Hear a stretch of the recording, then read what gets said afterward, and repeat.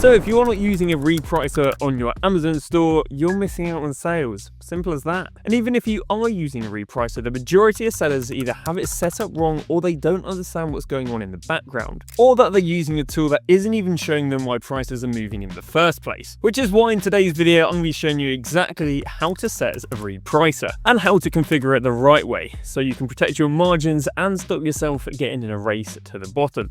Let's get into it. So today we are going to be using a repricer that is built into SellerToolKit. It's 100% rule driven, which means you set the logic and then it shows you every calculation on why a price has moved. And as a result, you get a full transparency. Unlike other repricers that just move it but don't show you why it's actually moved. And because it is all part of SellerToolKit, you've got your cost of goods, you've got your profit and losses, and everything is built on real data from the start. And you can click on the top link in the description to get yourself a SellerToolKit, although it is a disclaimer that the repricer is an additional add-on and not part of the standard subscription. So you may have noticed that we are on the repricer dashboard. Now, when you originally log onto SellerToolKit, you're actually going to be heading onto this dashboard. This dashboard shows your profits and your sales. But to head to the repricer dashboard, we're going to go onto the column on the left, and we are, believe it or not, going to be going over to Repricer. That is going to go and take you to this repricer dashboard. Now we can see at the top we've got ourselves 6 rings. This basically gives us a bit of a summary on how the reprice is going. Is it doing a good job? Is it matching much? So let's go through those rings one by one right now.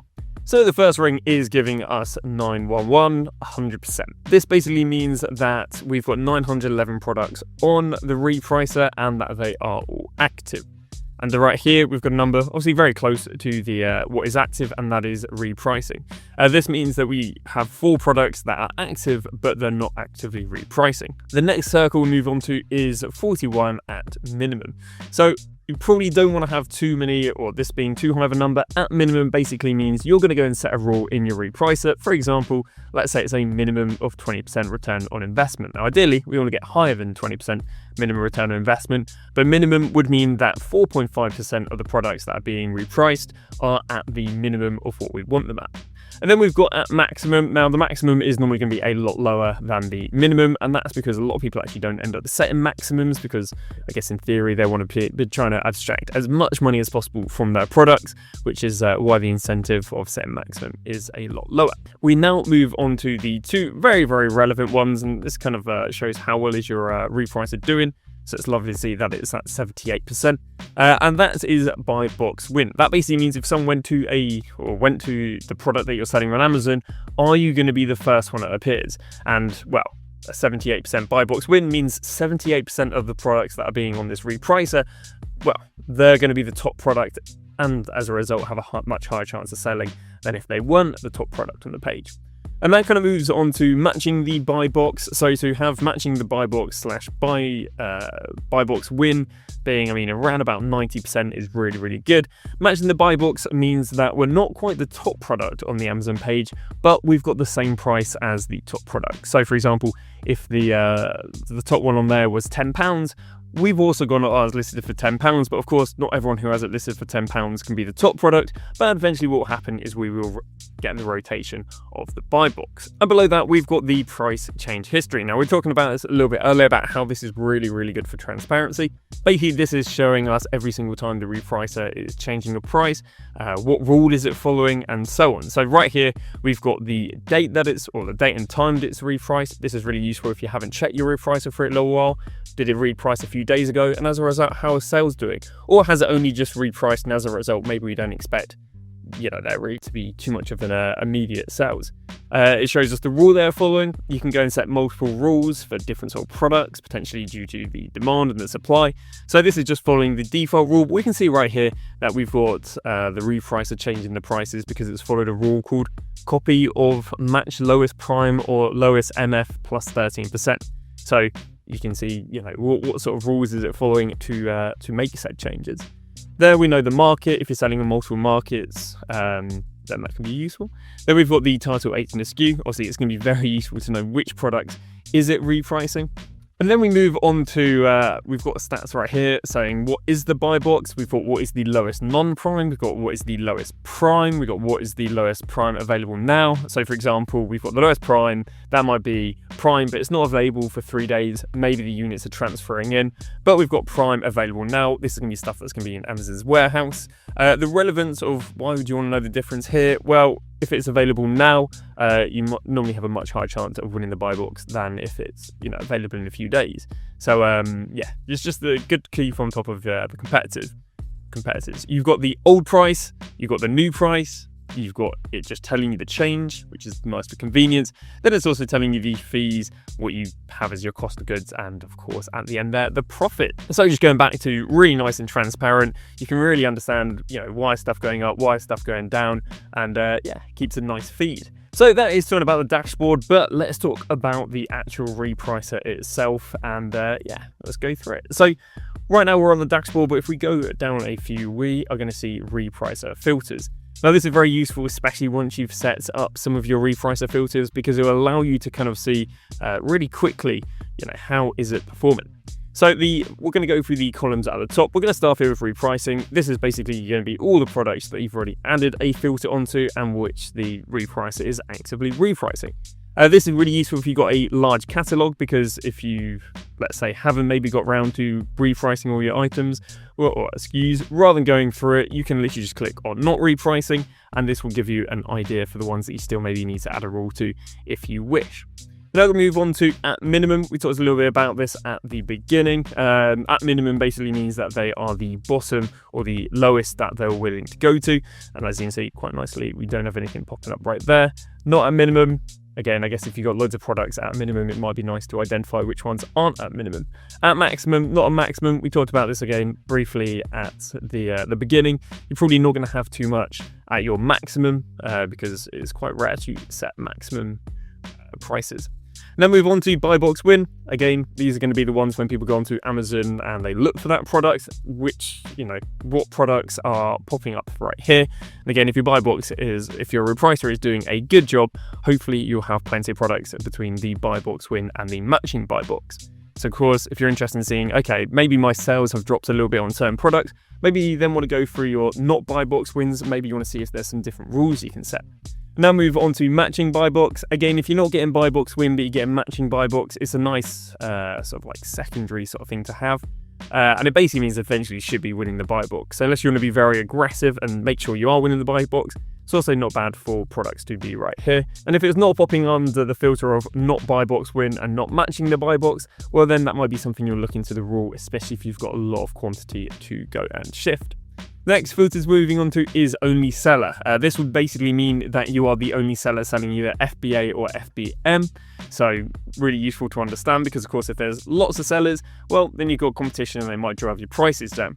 If you're the only seller, then in theory you don't really have much competition, so you might be able to rise your prices or even turn off the Repricer. We then move on to only prime sellers. Now, the relevance of this is, especially if you're selling prime, these are the people you're going to have to potentially match pound for pound or price for price. And again, you've got not prime sellers, whereas let's say I'm selling via prime and other people are selling via FBM. Amazon do favor prime over FBM, because FBM basically means that the sellers are shipping out themselves, which normally means there's about a 2 to 3 day delivery, whereas obviously with prime, normally it's next day delivery, even potentially the same day delivery. So was it relevant to knowing if I'm competing with prime people or people selling via FBM? Well, people via FBM, I don't have to worry so much about price matching. In fact, I can actually have a higher price than them and win the buy box, because Amazon does favor those on prime. And the last one, or the penultimate one, we've got listing has a buy box. So how could an item not have a buy box? Well, sometimes what happens is a price gets so high that Amazon goes, oh, we're not too happy about showing this on our site, because, Amazon is renowned for being competitive, renowned for being, I guess, I'd say good value for money maybe. But yeah, if you're the only one on there, and let's say something normally sells for 50 quid and you go, all right, no one else is selling it, let me list it for 99 quid. Sometimes it'll give you the buy box, but sometimes Amazon will be like, yeah, we're not happy showing people that, if they want to buy it, they've got to pay 99 quid. So If people go on the product, it will still be there, but they don't normally show it in the search filters. And again, people have to do additional steps to be able to see it. So again, that's something that has relevance in basically, do you want to try and get a higher return on investment, or are you looking to shift your units faster? And then on top of that, the last one we have is has min max override. This basically means, does the price that we set override the rule? And we'll talk about that in a second. And a few of the other things at the top we've got, if you're selling under multiple stores, then you can look at all of them at the same time, or you can just look at your UK store, your German store, your French store, and so on and so on. And then on top of that, if you do FBA and FBM, and maybe you just want to check how your FBA products are doing, or just check how your FBM products are doing, then you can click on the individual selling type right here. So before we do get into building a selling rule, if you are interested in following along, do make sure to click on the link in the description to get SellerToolKit. But let's get into building a rule. So to go and build a rule, we are going to head back onto that left side, and we are going to go and click on rules. That's going to take us from the products page to the rules page. So here we've got a few different things to look at. First thing, we can see all our different rules. So we've got a default rule, we've got a copy of the default rule, we've got a snooze rule, we've got an SDK demo rule, we've got another SDK demo rule. So again, there are multiple different rules, and again, we might set them up because maybe we want different categories being more aggressively repriced than others, especially for your more competitives. On top of that, we can also see how many SKUs are assigned to each rule. So we can see with our default rule, we've got the vast majority. We've got 2,117. Whereas with the snooze rule, we've only got 3 assigned. With the SDK demo, we don't have any of them assigned at the moment. So you can also see how many are assigned.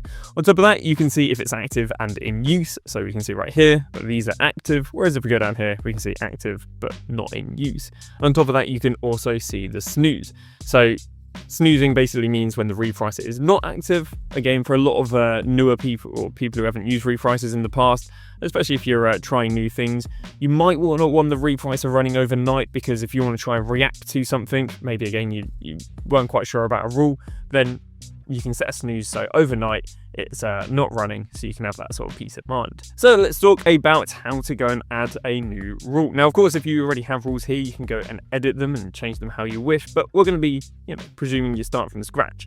So we are going into the top right, and we are going to go and click add rule. What is going to happen right here? We're going to have a box, and there are a lot of settings, and it definitely can be very overwhelming at the beginning. So we are going to go and walk through these one by one. So starting at the beginning, you probably want to go and name it. Even if it's your first rule, it helps to name it, because later down the line, maybe when you make multiple rules, it's easy to decipher from one to another.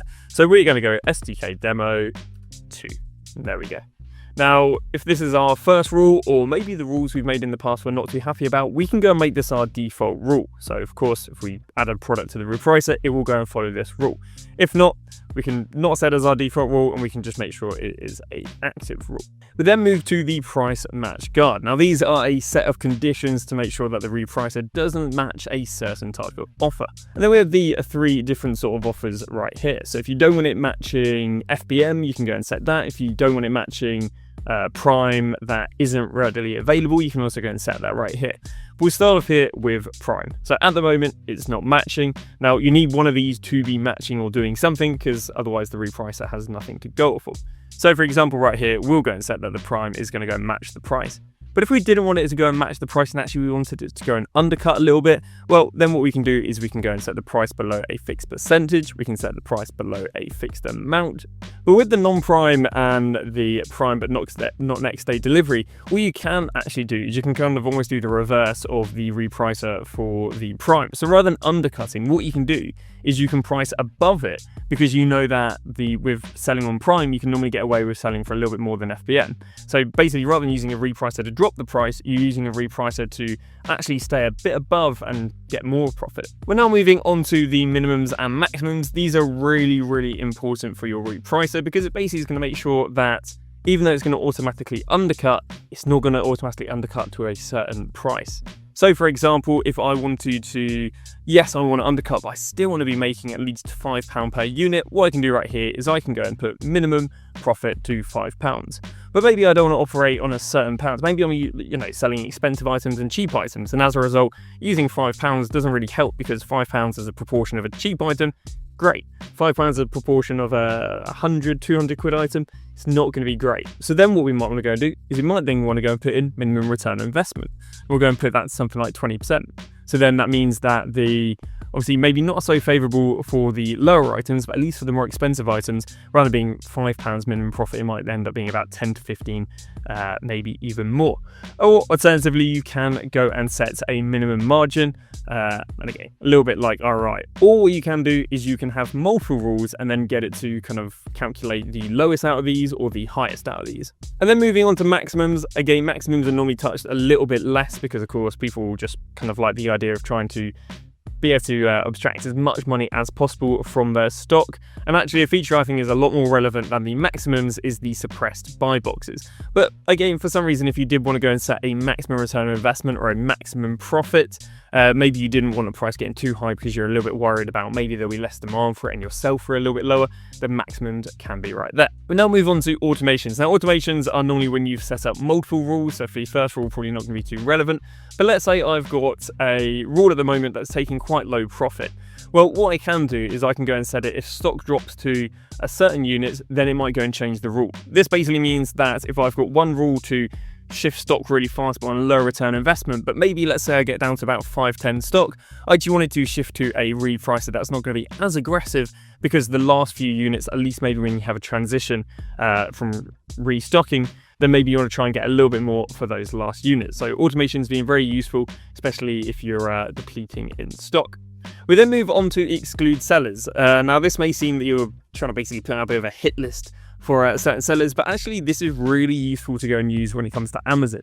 That's because out of nowhere, Amazon can have a product that's say £100 and they go and put it on offer at £50. Well, normally it'll sell out within a few hours, potentially even faster if the product's great. But the last thing that you want to do is have your repricer follow Amazon, because if a product's consistently selling for 100 and they put it on a deal for 50, you want to be buying them probably at a 50 rather than being the person who follows Amazon down and now everyone's buying off you at 50. So to exclude Amazon can be really useful for the sort of flash sales, especially during like Amazon Prime days. It can be a very safe thing to do. But like I was talking about, a bit of almost a hit list on the repricers. There are certain sellers which, from experience I can tell you, there are certain sellers that you just want to let them sell out, because as soon as they sell out, the price go back up again. But if you don't have the repricer set on to exclude these sellers, well, when they're tanking that listing, you're going to be coming back down with that seller. So obviously it's personal preference. Obviously all these settings are personal preference. But if you're aware of there's certain sellers that are killing your profit margins and they do sell out of their stock quite fast, you might want to go and set your repricer to exclude following them down. We now move on to only seller. Now this is traditionally left that off. That's because if you're the only seller, you don't really want to be repricing down because, there are no competitors. So at the moment, this is left as off, and you'll see a lot of time it will be left as off. And then moving to only prime seller, same sort of thing, normally left as off because there's no competitors, and if there's no competitors, you don't want to be lowering your prices because, people will only have to buy from you. So now we moved on to suppressed buy box, and suppressed buy box is kind of one of the reasons why we don't put a maximum some of the times, and that is because we want to try and get as much money as possible for our unit. But if you try and sell for too high, Amazon goes, well, we're not happy to put that on our website. So what you can do, and in the past I've been fallen victim to basically do this manually, as in I would have been sitting on Amazon's Seller Central and just lowering the price by a pound, by a pound, by a pound. But rather than wasting time doing that, what I could have done is I could have had a repricer and I could have gone for one of these two rules. So rather than lowering it by a pound, by a pound, by a pound manually, I could literally just put this in, and what it will go and do is it will lower that price by a pound, by a pound, by a pound, until it's at a price that Amazon's go, hey, we're happy to put that on our website. And of course, if you have a buy box over not having a buy box, it is great to drive sales. But let's say maybe you don't want to go and use a pound, and I'll be honest with you, it would favor using a lower number here, because obviously, let's say if the difference was 50p, but you're lowering it by a pound each time, you could have got away with maybe getting 50p more. So it would favor here to have, I guess, a low number. But if you don't want to go and use by a pound and, you want to go and use by a percentage, you can just go and put something like 0.01%. And then what it will do is it will lower that price until you go and get the buy box, which of course is very useful for getting sales. So after we've got the suppressed buy box, we then move on to snooze. We can either allow snoozing, the rule does not snooze, or snooze override. Again, snooze is very useful, especially when you're making rules at the beginning, because you probably want to be monitoring that rule rather than it running overnight and there potentially being mistakes that could have been saved if you were there. So once you've got the rule done, then what you want to go and do is you want to go and click on save. So we've just gone through this briefly, but let me just go through a quick, really simple rule. So we're going to have SellerToolKit Demo 2. We're going to have it being active, because what we're going to do is we're going to go and apply this rule in a second. So hopefully we kind of wrap up the whole process. We're going to leave the override. So we're going to get it to price match. I want it to price match prime. We'll go for something that isn't too aggressive. We will not bother price matching prime next day. We'll not bother price matching FBM because I'm going to be selling prime. We're going to go minimums. Now, I'm going to want a minimum return of investment on 30%. Again, all down to personal preference, all down to how fast you may want to shift your stock. Maximum, we're going to leave that because we're going to be using something a little bit different. Automations, we're going to leave that. We're going to exclude Amazon, and we're going to exclude Amazon UK, EU, US. And the reason for that is the Amazon EU and US can normally take longer to ship, so I don't want to be competing with people who can't offer next day. Only seller, we're going to leave that off. Only prime seller, we're going to leave that off. And suppress buy box. I really want to put a rule on here because, again, I shouldn't worry if I guess if I've done my research. I shouldn't really worry too much about the price and if it's going to show. But we are going to put this nonetheless. We'll leave it at 0.01%, and then we will allow snoozing. So that is our rule created. We're going to go and press save, and now I'm going to show you how to apply it. So to go and apply that rule, we now need to head back over here to the right, and we need to go to the repricing filters. Now, if you've got a large catalog, to go and find a SKU that you maybe want to go and put the repricer on, it'd be very useful to go and click on the not repricing, because this will show you ones yet to have one on. So we are going to go and scroll down here, and we are going to go and use the second product as an example. This one already has a fair few things set up. And we're going to be using Roundtree's Jelly Tots. Lovely. So at the moment, we've got it on a default rule, but we want to go and put it on that brand new rule. And to do that, we're just going to go and click here, and we're going to go and scroll down to, we're going to use the SDK demo. There we go. Now, if I did want to edit the rule, I could literally edit it right from here. Now, once you've gone and set the rule, you want to go all the way there to the right and make sure that the repricing is on. Now, once we've clicked repricing is on, we've got minimum override and maximum override. So this is what we were talking about earlier. So previously I set that my minimum, I wanted to be 30% return on investment. But let's say again, I don't want these getting too cheap. I don't want it undercutting too aggressively. Well, what we can go and do is we can go and set minimum price, and maybe I still don't want it going below £10.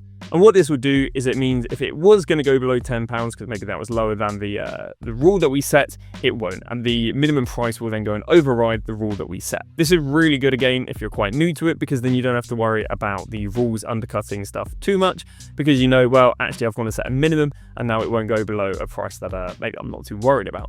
Also, if you are updating a massive catalog of products to the repricer, or you are coming from an existing repricer, what you can actually do is you can go and upload a file.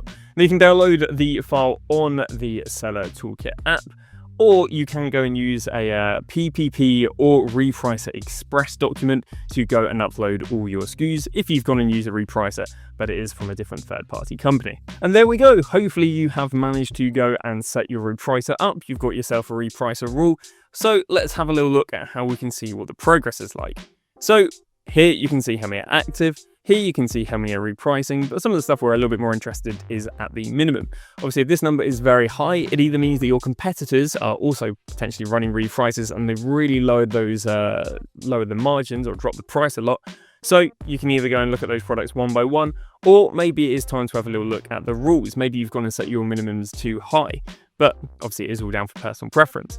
And then the second thing you'll be looking at is buy box win and matching buy box. Now, if your repricer is set up competitively, what you are going to do is you're going to see a high number here, because in theory this should be helping you with your sales. And if the number here isn't too high, you then need to look into, is my repricer being competitive or competitive enough for your liking? And it is really good to keep up to date with the price change history. This will teach you a lot about the repricer, a lot about how aggressive it is, and hopefully increase your understanding of what is going on in the background. So if you're not yet on SellerToolKit and want to try the Repricer, there is a link in the description for that. And without a Repricer, you are manually checking and repricing products in your catalog. You'll have no way of knowing when a competitor has undercut you, and as a result, you are missing buy box opportunities every single day. On top of that, if you are pricing off of guesswork rather than actual cost of goods, your profit margins are probably a lot lower than what you actually want. So again, if you are interested and want to get started, make sure to click on the link in the description. And if you're interested in another video on how to save money on your Amazon business, make sure to check out this video right here.